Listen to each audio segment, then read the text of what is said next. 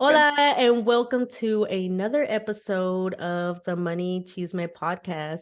And I'm so excited to have a special guest today, Maria Delgado, who is the Latina. Maria, thank you so much for being here with me today. Yes, absolutely. My name is Maria Delgado. I am an immigration lawyer. I've been a lawyer for over 13 years. About 3 years ago, I started my own law firm without a plan. Like it was not intentional. It wasn't the dream because for me, as with a lot of first gens, the dream was I wanted to have that secure job. I wanted to have that steady paycheck. And That's like, a mindset, and I kind of want to get a little bit of our community's mindset. You were starting to talk about it a little bit of, one coming to terms with our financial anxiety, but also like our mindset in regards to money. Because being in this space now, and I'm sure you as a business and sales coach, and even in your own practice, you are seeing these things of people like, well, no, we're stuck in this mindset, like, no, we have to work hard and that's it, and we just make enough to basically provide for our families. What were your kind of like mindsets, or what kind of mindset are you seeing in regards to money that you're seeing? well, I can tell you that my money mindset has changed. And I one of the things that I when I talk about these things, like I'm always talking about it from a point of view of like kindness and understanding.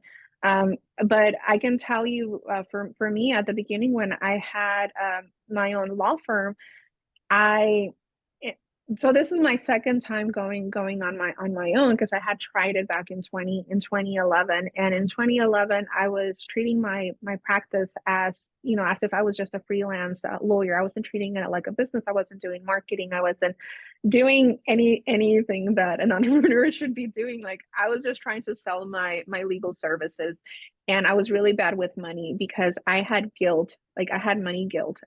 So I felt bad charging for my services, and clients saw that I felt bad charging for my services, and I wasn't good about collecting. We had contracts, and I was requesting very little upfront as a deposit, and I was letting them do monthly payments, but then I wasn't collecting on those monthly payments. So I was basically working for free because, oh, yo quiero ayudar a la comunidad. I want to help the community. I want to give back. Girl, you can't give back if you are not taking care of yourself. You know what happened to me that in 2011, I had no money. I had bills to pay. We were just barely coming out of the recession of 2008.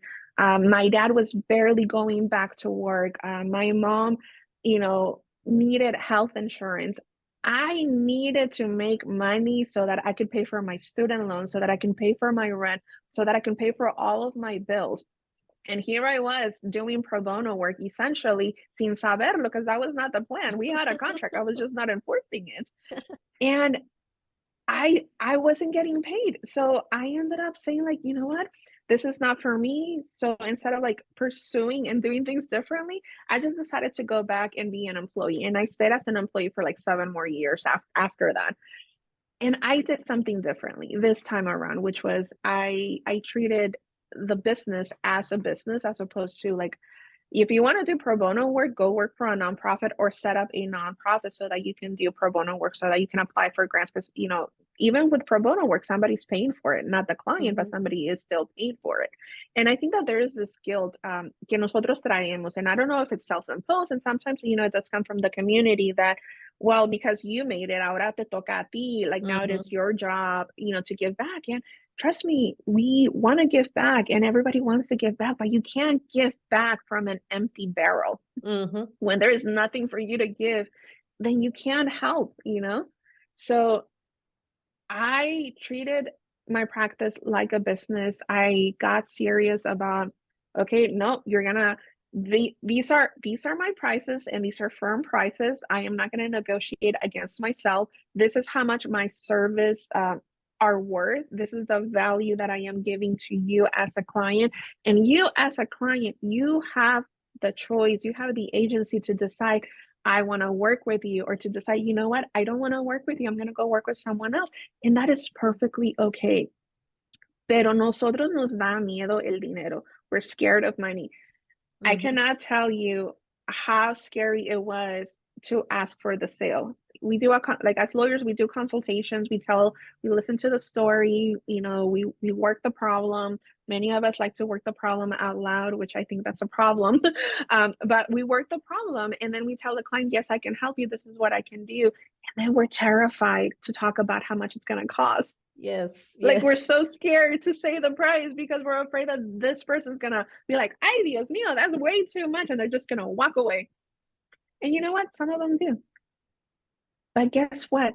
There are so many people that see the value of what you do, and they want to pay. They want to work with you.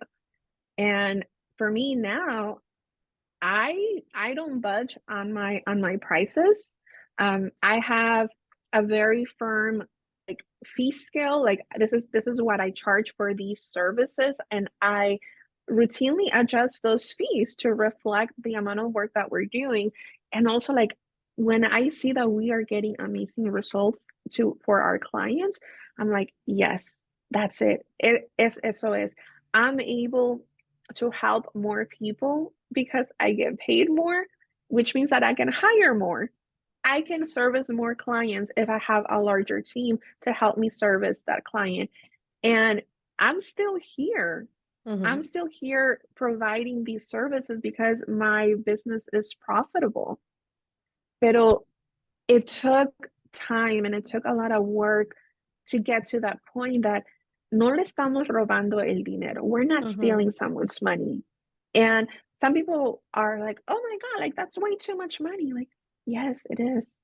It is. Mhm. It cost, like, these things cost money. They're costly. I'm not gonna sit here and tell you that, oh, it's nothing, like a drop in the bucket. No, of course not. It is a lot of money, but it's Mhm. so worth it. It's so worth it. And unless you're taking the money and not doing the work, then yeah, every criticism that lawyers may have, like, are so, like, that's so right.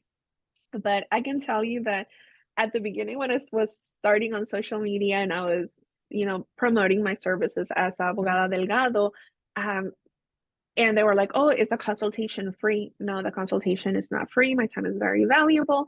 I only put people on the calendar if they prepay for a consultation, and that was Mhm. really controversial because so many lawyers don't charge. And I said, "Yes, Mhm. I know." And you have the freedom and the ability to choose. You can come and consult with me for with a prepaid consultation, but you also have the freedom to go work with someone else that's free. Like, Mhm. I'm not stopping you, but I don't have to run my business the way that someone else is running it. I mean, simply because somebody doesn't value their time doesn't mean that I don't have to value my time.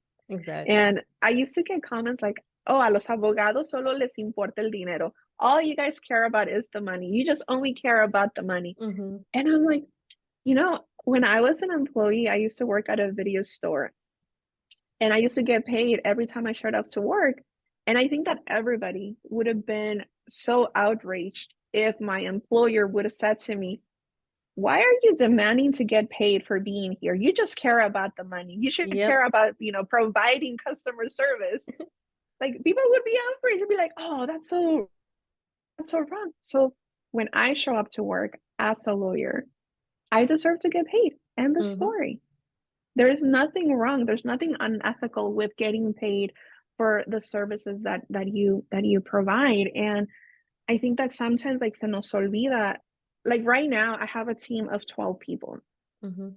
And when somebody tells me, like, especially from family, that why are you charging? Like, you should just do it for free. I'm like, it costs me money.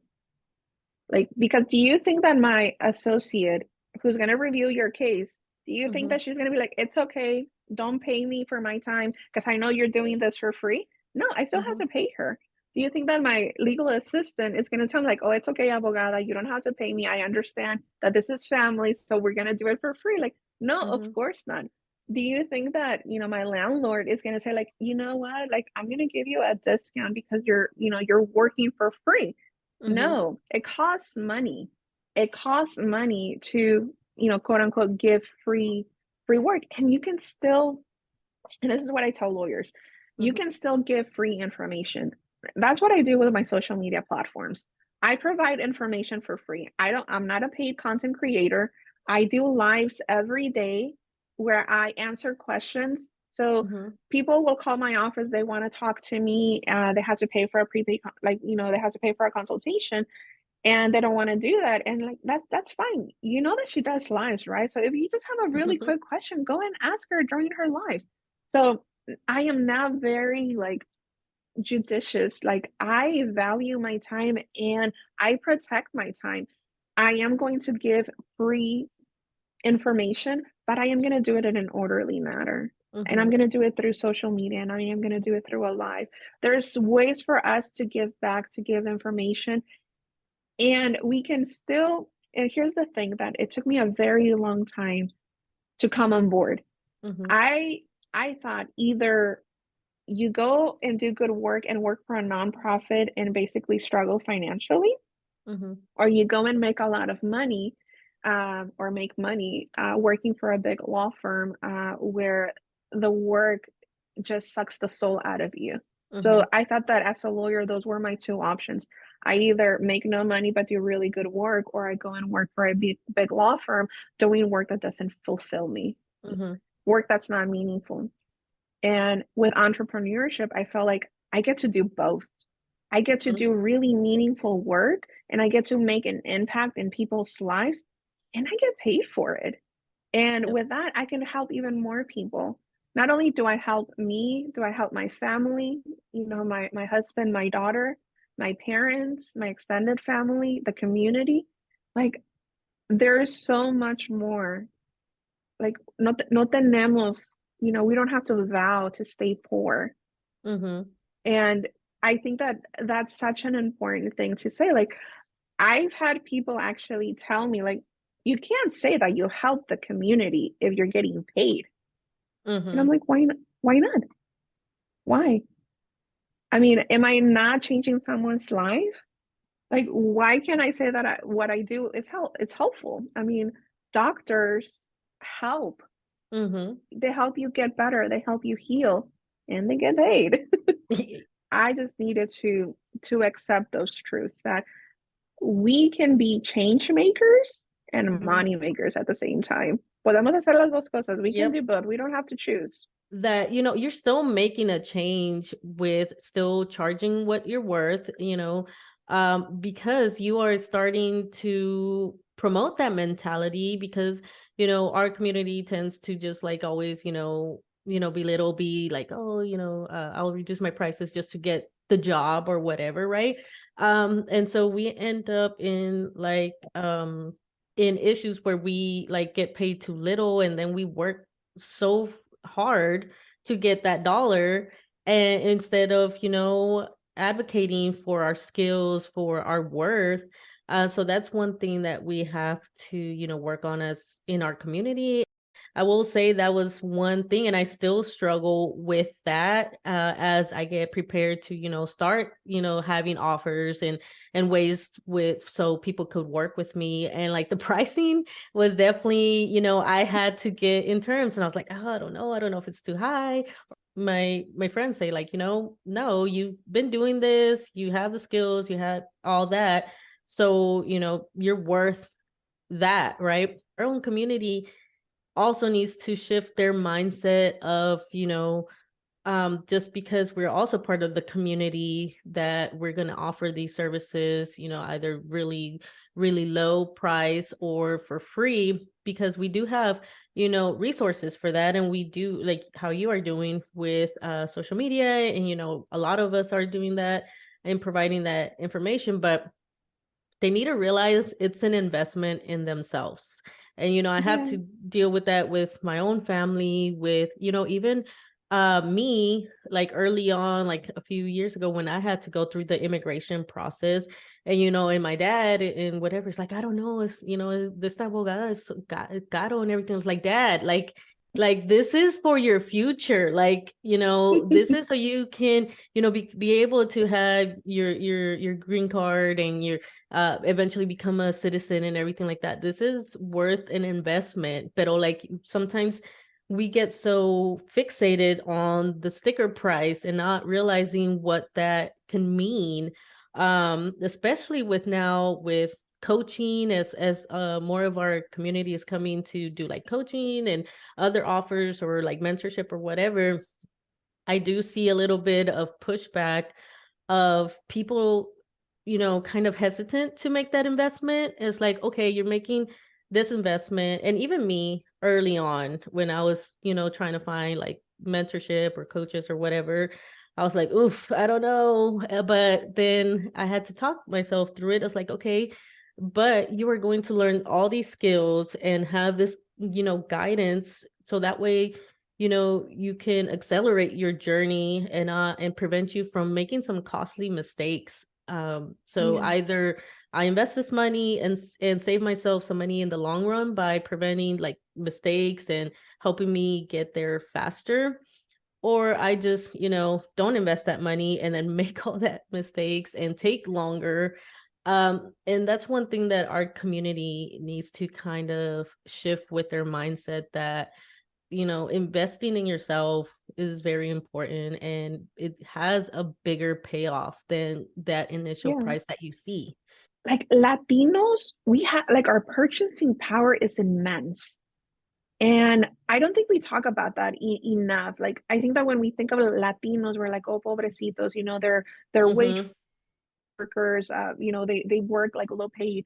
Like Exactly. Latinos have money. Latinos are very resourceful. I like to talk about the quinceañeras and the weddings, not to shame our community, but to show like, you know what, like cuando algo es importante para nosotros, we find a way to fund it. Mm-hmm. I mean, I know so many of my uncles, they have like really expensive trucks because that was important to them. And for some of them, like it's a tool for their work. So I know that if something is important for them, they will Mm-hmm. find the money. Their job is to find the money. Your job is to provide the service and do a badass job at what you do. Mm-hmm. Get out of people's pockets. Stop making decisions for the Latino community, or stop saying things like, "Oh, no Latino would ever pay that." Like, you know what? Like, there's a price point for a lot of people. Like, Mm-hmm. we all have a price point. There are certain things that I would never pay, like X more than X amount.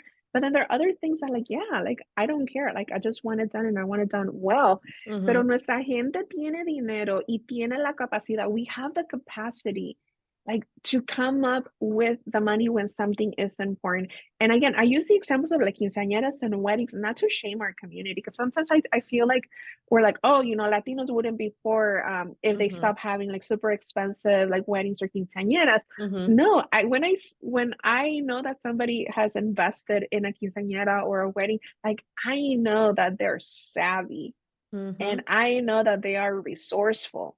I just want them to use that, go get it attitude for Mm-hmm. their immigration case.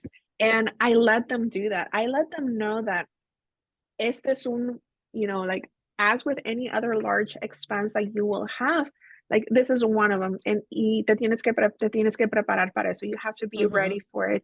And then they go out and figure it out.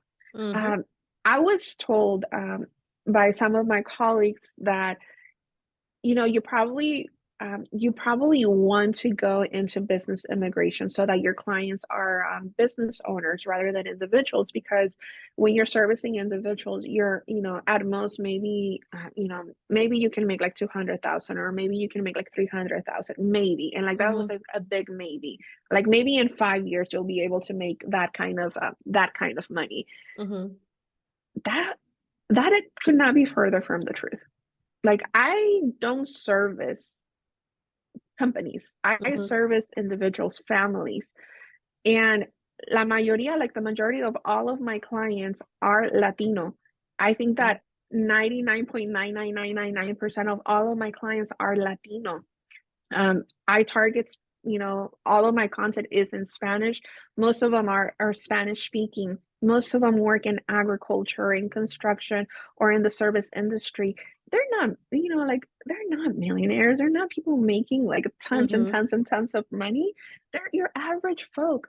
I almost cried because last year my company was able to generate $1 million. Mm-hmm. My Latino community made me a millionaire. So Nice. let that sink in. We have the purchasing power. We just have to believe it and, get out of people's pockets. Stop assuming, well, I'm not going to pitch to this person because clearly they can't afford it. Like, Mm-hmm. you have no idea how condescending that is. Mm-hmm. Like, it's kind of like, did you watch the movie Selena? Yes. So it's like, why are you being that, bitch lady that essentially was telling Selena and her girlfriend, like, that dress is too expensive for you?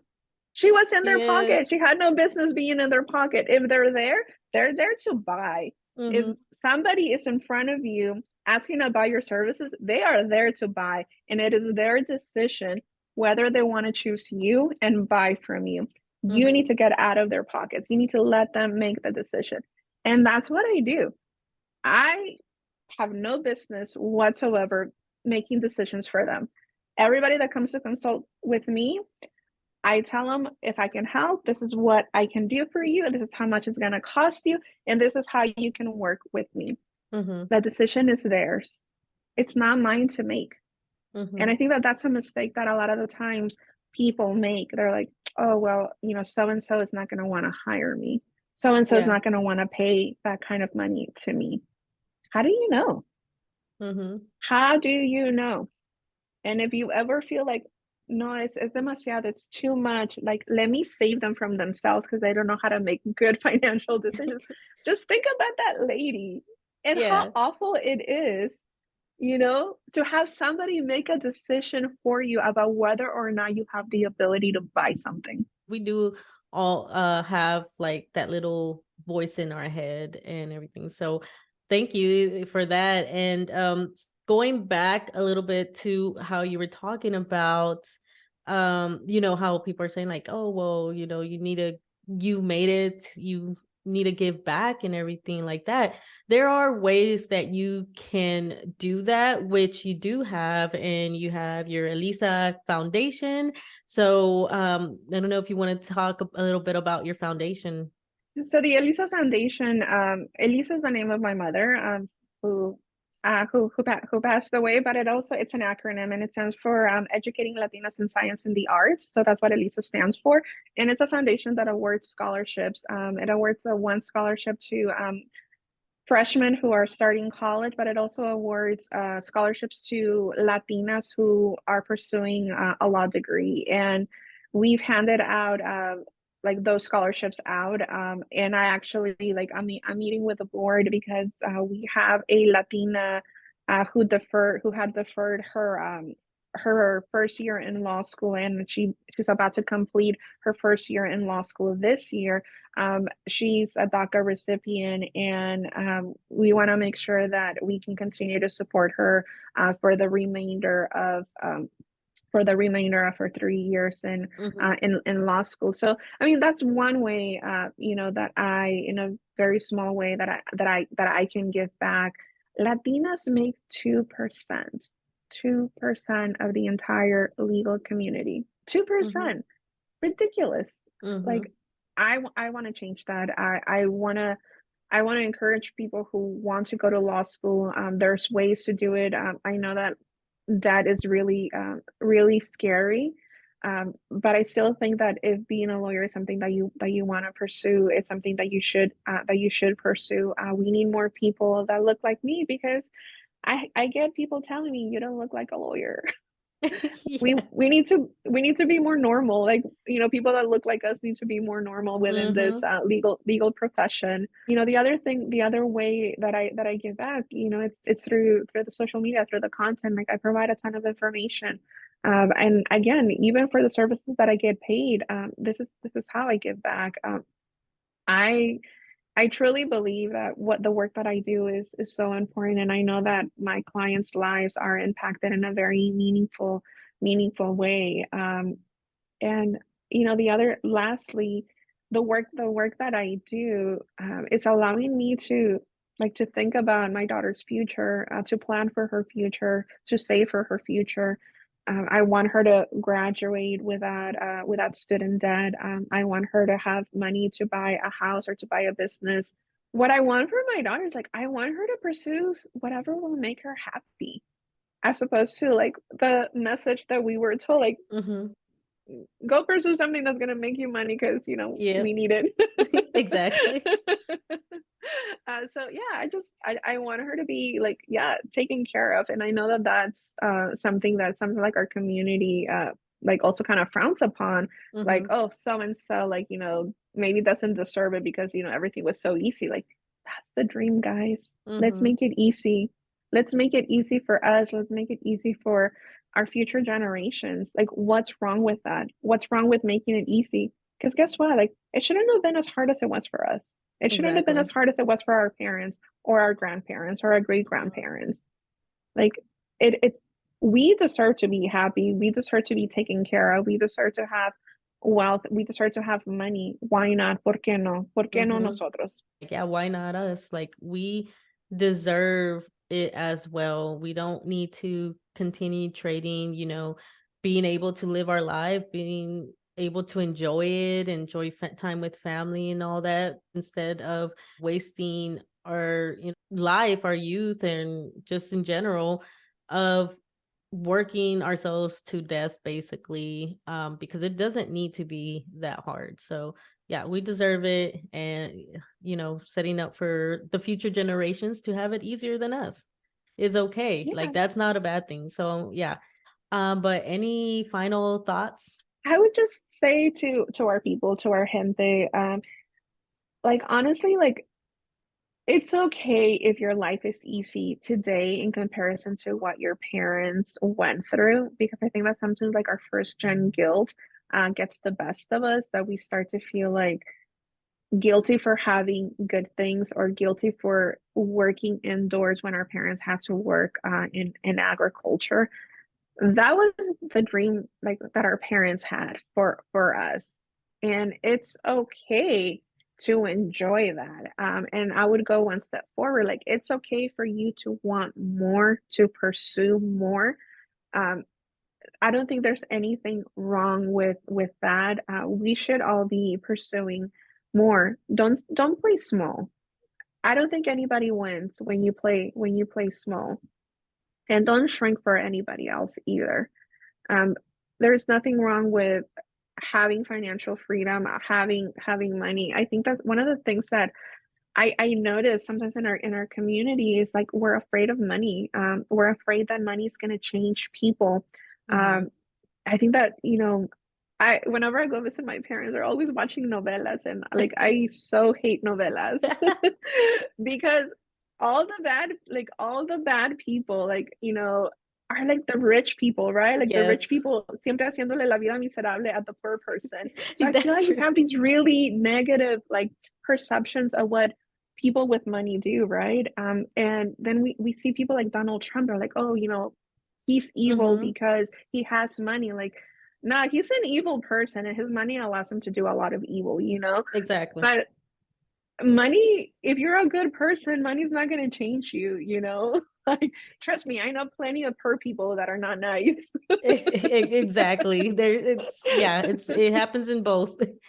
You Yeah, so I think that was, that was one of the things that, as I was starting to make money, sometimes, like, friends would make backhanded comments Mhm. about, like, oh, it must be nice, like, oh, or like they would start saying, like, oh, like, rich people. When I talked about my foundation, somebody made a comment and said, like, so I guess this is how people clear their conscience for taking advantage of their own people.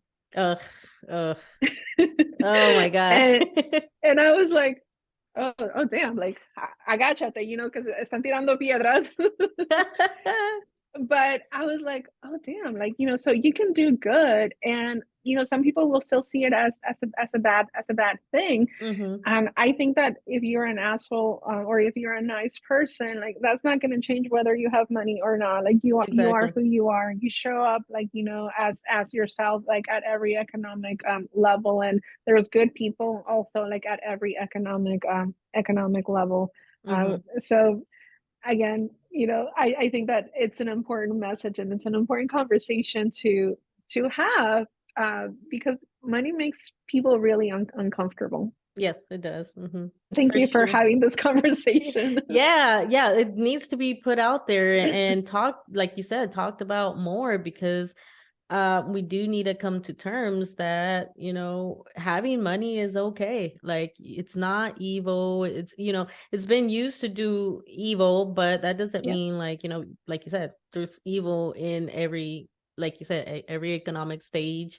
And we don't need to feel guilty.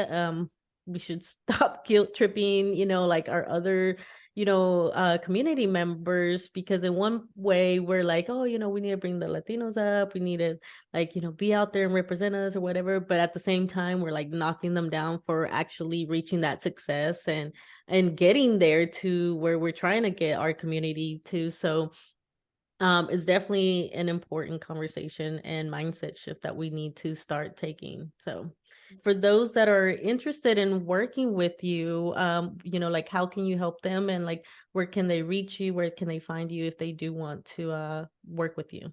To having my law practice, one of the things that I also do is I like I'm a coach. Like I help other entrepreneurs, especially if you are a woman of color, and you're interested in starting your own law firm, because I feel like that's what I do.